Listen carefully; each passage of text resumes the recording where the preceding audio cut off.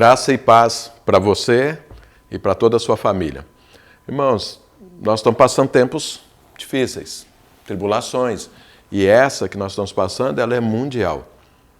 E nós precisamos aprender com a palavra de Deus, como os homens de Deus que também passaram por tribulações, por dificuldades, por tempos ruins, como eles responderam e como eles venceram.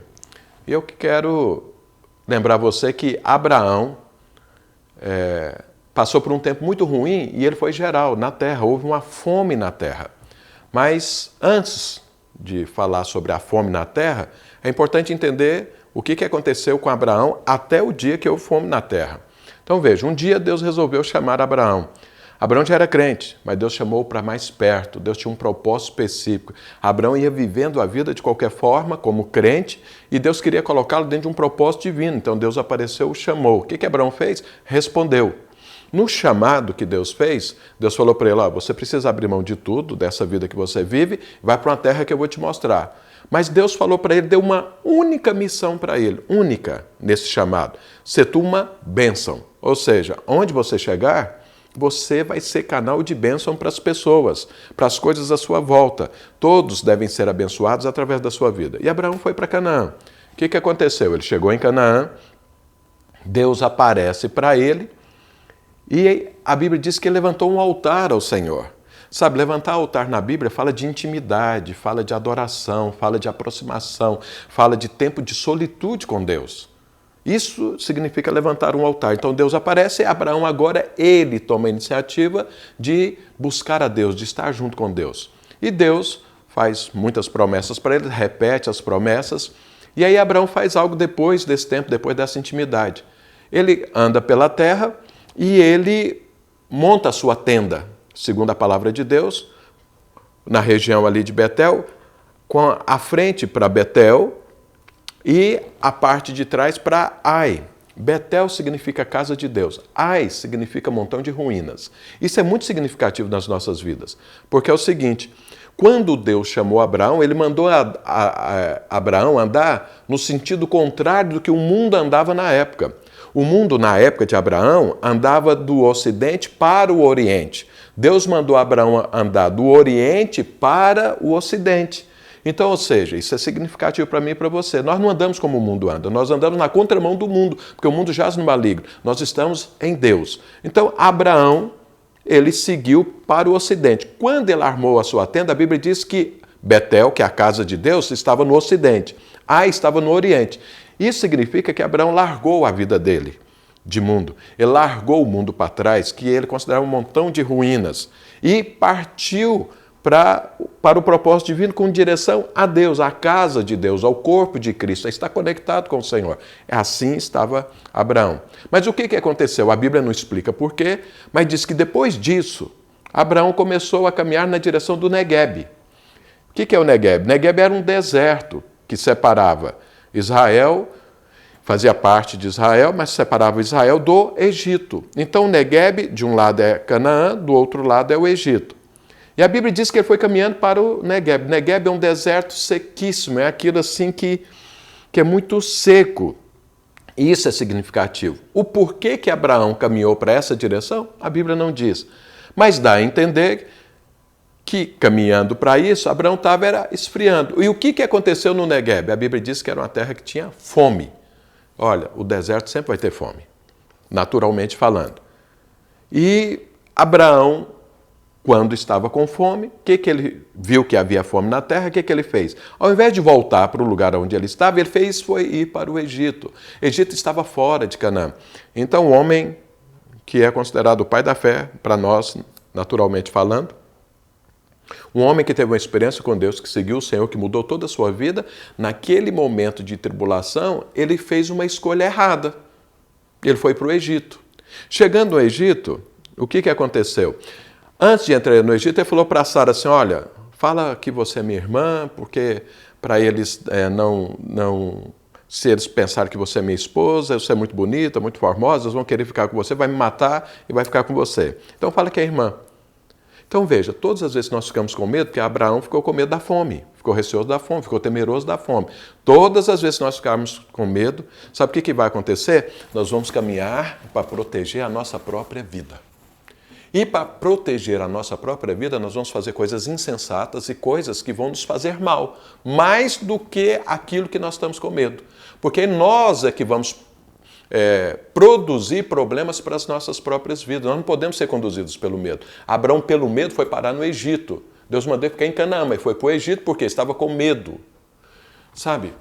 Não deixe o medo dominar a sua vida. E olha o que produziu. Então, quando vem o medo, eu tiro Jesus do centro da minha vida e eu coloco eu no centro. Eu agora fico pensando em mim, nos problemas que eu posso passar, que eu posso ter, e eu vou começar a fazer coisas para me proteger. E aí eu perco Jesus de vista. Paulo falou que a gente não pode perder Jesus de vista. Isso aconteceu com Abraão. Abraão foi para o Egito, o que aconteceu? 3 problemas na vida de Abraão aconteceram ali no Egito. Primeiro, ele perdeu a esposa. Então a família dele foi prejudicada. Segundo, quando ele saiu do Egito, veio com ele quem? Agar. E você sabe o que Agar produziu na vida de Abraão, para a família de Abraão e para a descendência de Abraão até hoje. Algo que aconteceu aproximadamente 4.000 anos atrás, tem consequência até hoje, segundo problema. Mas o terceiro problema, o que foi? Deus deu uma única direção para Abraão: ser tu uma bênção. Mas o que aconteceu? Porque Abraão estava lá e o faraó pegou a esposa de Abraão, ele foi amaldiçoado, começou a ter problemas em todo o Egito por causa de Abraão. Abraão era para ser uma bênção, mas agora ele estava sendo uma maldição na vida daquele povo. Deus interviu. Isso é a parte excelente da história. Não importa que você ande pelo vale da sombra da morte por uma escolha sua própria, Deus vai estar com você sempre. Deus interviu e Abraão saiu do Egito. Saiu do Egito, voltou para o Negueb, e lá no Negueb, agora ele voltou no mesmo contexto que ele estava antes, e o que ele fez? Ele caminhou para onde ele estava antes. Ao invés de ir para o Egito, agora ele foi para onde ele estava. Armou sua tenda, com Betel à frente, com Ai atrás. Sabe, Abraão, então nesse particular, ele aprendeu. Tempos depois, quando o servo dele foi buscar a esposa para Isaac, falou: olha, se a esposa não viu, eu vou levar Isaac para quê? Ele falou: nunca tira meu filho de Canaã, porque Deus nos colocou aqui. Então ele aprendeu a lição. E você precisa aprender, e eu também. Nós temos que aprender com os acertos, com os erros dos homens de Deus, das mulheres de Deus, que se tornaram vencedores. Agora, olha o que acontece. O filho de Abraão, Isaac, muito tempo depois, o que aconteceu? Houve novamente uma fome na terra. O que Isaac pensou em fazer? Ir para o Egito. O que Deus fez? Deus interferiu e falou: não vai para o Egito.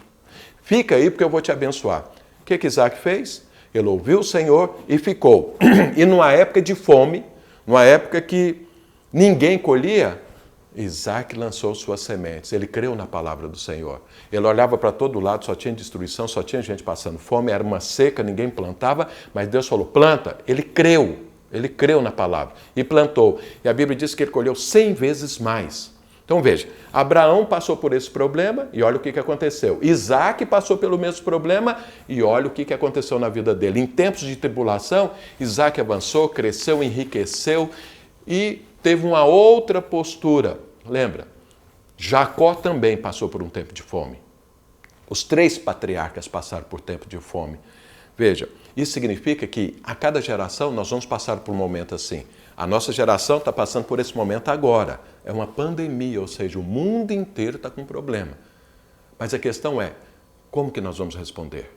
Então eu falo para você, Deus falou para Isaac, ele aceitou a palavra e respondeu, ele creu, ele proclamou, ele plantou e ele colheu.